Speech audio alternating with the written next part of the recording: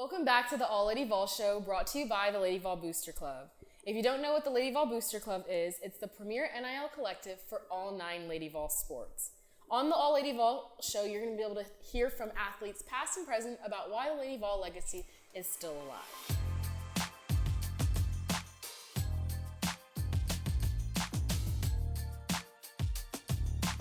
Okay, our guest today is Bailey Davis, golfer, senior from White Plains, Maryland. And how far is that from Baltimore? Because I was recently in Baltimore and you're like, oh, so how far is that? Maybe like an hour and a half. There's always traffic, so definitely at least an hour and a half. So you're a bit of ways Yeah, from Tennessee. I'm a lot closer to DC than Baltimore, but yeah. If you don't know Bailey, I kind of introduced her already, but she's a golfer, and I just want to say some of your accolades, but I'm going to have to zoom in because the list is pretty long. So golf has 2 different seasons. We'll get into it, but so far in your senior season, some of your accolades are tied for 32nd at the Mercedes-Benz Classic, fired a second round, 6 under 64 at Roost Chris Tar Heel Invitational, placed top 10 at the Cavalier Regional Preview, open your season with a top 10 finish at the Cougar Classic. Your junior year, you went to NCAA Championship, which we're going to talk about, which is amazing. Used a round 2 score of 1 under to place 30th at SEC Championship, posting a 54-hole score, shot 143 in the final 2 rounds of Clemson Invitational. The list goes on and on. First off, Bailey, how are you doing today? You're done with the fall season, but how are you doing? I'm doing well. It's pretty exciting to be done with the fall, but also kind of sad because it's my last fall. Yeah, but there's a lot to look forward to. That's why I'm kind of excited just in this off season, thinking about what my next steps are in the spring and then as well after. So I'm doing good, a little nervous, excited, all the emotions. That senior year feeling, everything's like, this is the last day I'll practice at this specific time on this day. Like, everything's sentimental about the senior year. It's crazy. Bailey and I are actually roommates. Yes, we are. Fun fact. So I've learned a bit more about golf in our time this fall. That we're never home and always traveling. Exactly. Exactly. I've actually learned that if I need to ask her questions, it'd probably be better if I texted her because we're probably not there at the same time. Yeah. But I know that there's 2 seasons, like I mentioned. Kind of talk about the 2 differences between the 2 seasons, what you basically have gone through so far this fall. I know you've played 4 different tournaments, so kind of speak to the fall season and we'll get into what spring looks like. So in the fall, we usually play about 4 or 5. This year we only played 5. But the tournaments count the same. Like they count towards our ranking, they count towards our scoring average, they count towards everything. The fall season it's a full season regardless. The only difference is that we don't play postseason. So the fall we play 4 to 5 tournaments, and then we have an off season in the winter, and then spring comes around, we start in February, and we play, I'd say 4 or 5 tournaments again, and then we get into SECs, regionals, NCAAs. So we play about 5 tournaments before that, and then we get into the postseason. So again, everything counts towards the end of the year ranking and all that, but the only difference is postseason. So how you did this fall will eventually matter in the spring. It's not like you can wipe it away if you wanted to. Exactly. Like it counts towards, it counts towards my individual ranking. It counts towards our team ranking. It counts towards us getting into regionals. So it matters. Okay. And then you said individual and team. Golf is a predominantly individual team your whole life growing up. I do want to talk about growing up and how it was playing golf, but going into college, this is your 4th year, you're a senior now. Has it been a adjustment that you've had to make that you were always an individual, now you're playing with the team, now you have to be on a team? Mm-hmm. Absolutely. There is high school golf that is team golf, but it wasn't nearly as extensive as this. You were used to playing for yourself and only yourself when you're a junior golfer and you're traveling. And so then when you get to college, it's a whole new experience because now you're qualifying against the girls on your team to even be able to travel. For example, we have 7 girls on our team. Not everyone travels, only 5 travel. So you're competing against your teammates in that sense to just be able to travel. And then once you do travel, you're competing as a team. It's you play 5 girls, count 4 scores. So the best 4 scores for that day are going to count. And so therefore you're I've done a lot better with this as I've matured throughout my 4 years, but in your head, you're kind of like, okay, I have to post a good score because my team is counting on me and my team needs that score. And so it is a little bit more pressure. I think my freshman year, I definitely felt it because I wanted to do so well for the team and my coaches. But now I've kind of come to the understanding that focusing on myself is how I'm going to best help the team by being a little selfish. And so it was definitely a difficult adjustment, but we've overcome that. Yeah. Were you always, I know obviously now you're like one of our top golfers on the team. Was that always the case for you coming in, or did you kind of have to come in, prove yourself to get on the travel squad, or were you kind of always within traveling, always kind of getting your score counted? So when I first came in, I was the only recruit for my year that came in. Okay. And so when I did, I was expected to be like one of the top players on the team. And actually for the first tournament, I qualified as our number one. I played in the number one spot for our first tournament. And then throughout the year, that fluctuated. I played in every tournament my freshman year. And then my sophomore year, the first tournament I didn't play in was our second one in the spring. I struggled a lot with my game. That whole spring I didn't play. I struggled a lot with my game, just understanding, different aspects of my game, not having my swing coach here in Knoxville with me was hard for me to just better understand my game for myself. And so that was really difficult for me. So that spring I didn't play. The next fall of my junior year, I played 4 out of 5 tournaments, but my game still wasn't in great shape. So then I started seeing a new swing coach here, and he helped me so much. He helped me understand my game a lot better, and now I feel like I'm at an even better level than I was before. Gotcha. You said so much. I want to pick apart. I did. Sorry. No, you're good. I want to pick apart little things. Yeah. So first, coaching wise, you said swing coach, but I also know you have a head coach. Are they two separate things for people, including myself, who don't know the specifics about golf? Yes. So most golfers have a swing coach, and that's someone that, for example, when I was back home, he would work with me on the technicalities of my swing. Gotcha. What I was doing well, what I needed to work on. My head coach here, they work with our swing coaches, but they are not our swing coaches, just because a swing coach literally studies the golf swing, and that's their knowledge. And so then I started working with a new swing coach here that works at a different golf course that I go to see. And so him and my coaches will communicate on what I'm doing in my swing, how the coaches can still give me little tips and tricks to help my swing. But yeah, that basically explains it. Let's stick with the theme of coaches. I don't want to pronounce your head coach's name wrong. I have it written down. How do you pronounce her last name? Cantu, but her first name is Deanna. Okay. Yeah. Coach Deanna Cantu. I wanted to say Cantu or something like different. I think there's an emphasis, but I can't really do it. I just say Cantu. And she became coach in 2021. Obviously, that's your freshman year. You weren't recruited by her then because you were recruited before 2021. Yeah. How was that, being recruited by someone else, coming in and there's a new coach? Did it cause any, questions in your head about still coming here? How was that kind of coming in freshman year?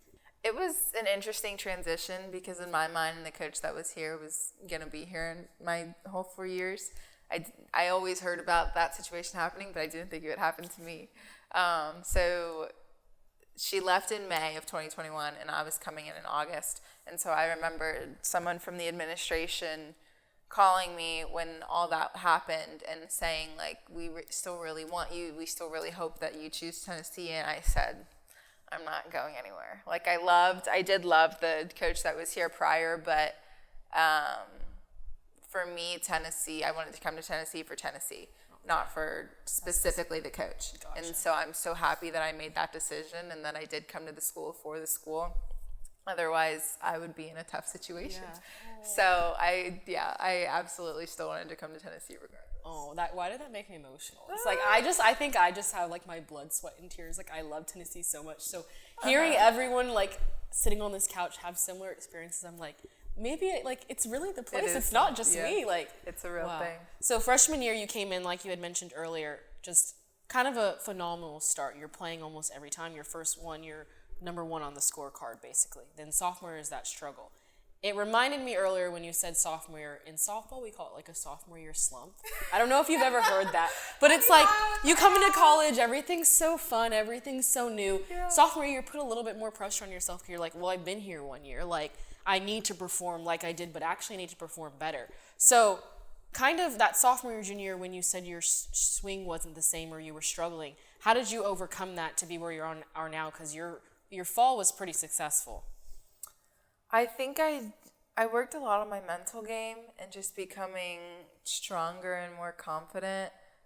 Also just developing who I am as a person, I think helped me so much more, because in that moment it was so hard because I was known as the golfer, and when I'm actually not competing on the team, I'm like, oh crap, what, you know? Yeah, what else do I have? Exactly, it's my identity. Exactly. And so I think that was huge for me, not putting my identity in my sport and how I was doing, and just understanding that no matter what, I'm gonna be okay, and life is gonna move on, and you know, God still has great plans for me regardless. And so I think that was huge for me, just finding who I was outside of golf. So I'm happy that I went through that, because I needed it. I hope this is like such good nuggets of information for people, like people who are gonna play sports, or people who have played them, or people who are still playing them. Like, you have to kind of find that identity outside, because college is hard. Like, you'll have some days where you play so terribly and you're like, well, if that's my only identity, I had a terrible day of life, if that makes sense. So I'm glad you're saying this. These are such good nuggets. I kind of want to stick with that sophomore year, but going into the junior year, you said you still struggled, but that junior year, you ended up going to NCAA as an individual. So you struggled. Did you struggle in the fall and then turn it around by the spring? Yeah. How did that happen? I started working with the new swing coach in October. And honestly, that was like one of my lowest points. Like, I truly didn't know what else to do. I felt like I was working on the right things, but I really wasn't. And I sat down with my coaches and I was just like, I need help. I don't know what to do. And they recommended the new swing coach. He works at Willow Creek. His name is Brad Rose, but he was awesome. He just helped me develop my swing and my game, as well as Scott Stallings. He plays on the PGA Tour, but he also helped me develop a better understanding of just golf in general. And so then I started working really hard. I started working on the right things, because anyone can just to practice, but once you actually start working on what you need to work on, it makes a huge difference. And so I think once I just honed in on like wanting my game to get better for me and understanding what I had to do that, it made such a huge difference. And then it boosted my confidence to keep playing well. I wish I could ask you. Well, I'll ask you when we go home because we're roommates. Yeah. So many technical questions like about a golf swing, because it is like the slightest thing makes the ball go a different way. Like, that's probably the wrong terminology to say. No, it's but true. I could go into your swing and everything like that for a while. Yeah. But I kind of want to talk about your junior spring. You had a successful year, but you ended up going to NCAA as an individual, not as a team. So how does that work that you were able to qualify? You didn't go with your team, and then for the first time, kind of, you're competing without having girls there that are your best friends on your team. Yeah, it was a wild experience, because before college, I saw like girls going as individuals, but I never thought it would be me. So top 50-ish teams in the country go to regionals. There's, I think, 6 regions, maybe 5 teams. Yeah, that's right. 5 teams from each region go to nationals. So we were at Wake Forest's regional. They were hosting a regional. There were, I think, 12 teams in the region. You had to place top 5. Your team had to place top 5 to go. Our team finished in 6th. And so the rule is that the top individual that's not on one of those 5 teams that went goes. So I finished in 3rd out of the individual standings, but the 2 girls ahead of me were both on those 5 teams that went. One was on Wake, one was on Ole Miss. But so I ended up going. So I was the top finishing individual. And then it was weird, because when you go to nationals as an individual, you're playing your practice round with the other 6 individuals that made it from all different schools. So you have 6 individuals, 6 to 12 coaches. Like, there's a lot of people involved. And so it is very sad because you see all the other teams there with their teams. And, you know, I wish that my girls could have been there with me, but I loved being able to have the experience. Like, I compete against the best all the time, but those were truly, like, the best golfers, the best teams in the country. And it was such an amazing experience just to say that you competed at the national championship. And they weren't with you, but you were representing the Lady Vol logo, Exactly. which is like, above all else, it's so special. Exactly. And like the legacy, like we talked about earlier. Yeah. I kind of want to move into a heavier topic, which is you playing a sport as a black girl. Let me just put it like straight off the bat, like how it is. Yeah. Why did you start golf? Because there's not many people that play golf that look like you. What got you into the sport to begin with? So my grandfather and my mom's dad actually got me started. They live up in Pennsylvania, but they live across from a golf course, and he took me over to the range and saw that I could hit the ball for a 6-year-old. So then they started putting me in lessons, and I didn't love it at first. I really didn't like it because it wasn't the cool thing. But once I started seeing the opportunities I could get from it, I started to grow to love it. Yeah. So that is kind of what brought your love for the sport, or like what makes you love it now? Because you've kind of reached a lot of those opportunities. Like you're about to graduate college. I know professionals on the horizon, but if you've already reached a lot of the horizons or a lot of the goals and a lot of the things that you could do, then why do you love it now?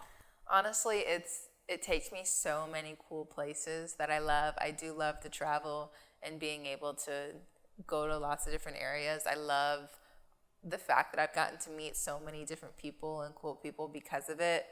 But I love the competitiveness of it. And it's so cool because you can see different people's personalities in their golf game.